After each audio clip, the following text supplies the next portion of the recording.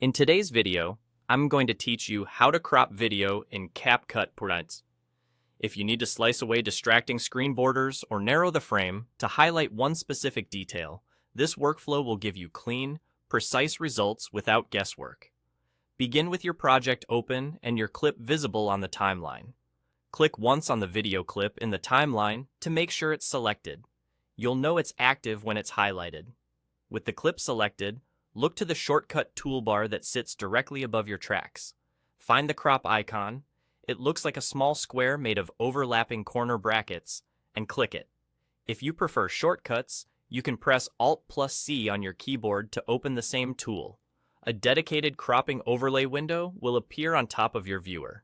This window gives you a live preview of exactly what will remain in the frame. To remove any size restrictions, go to the bottom left of this window, open the ratio dropdown, and choose free. Setting the ratio to free unlocks the box so you can shape it however you like, instead of being locked to a preset aspect such as 16.9 or 1:1. Now refine the frame. Grab the thick white corner anchors and drag them inward to trim away the edges you don't want. You can also pull along the sides or corners to fine-tune both width and height, isolating the part of the image you want your viewers to focus on. Watch the live preview as you adjust, and aim to keep the box tight around your subject so there's no extra clutter at the edges. Once you're satisfied with the crop, head to the bottom right corner of the window and click the bright blue Confirm button.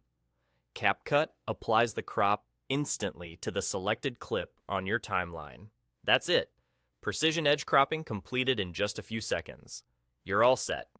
With the clip selected, the crop tool opened, the ratio set to free, and the corners pulled in to frame your subject before confirming, you've manually sculpted the frame to exactly what you want to show, and nothing more. Done.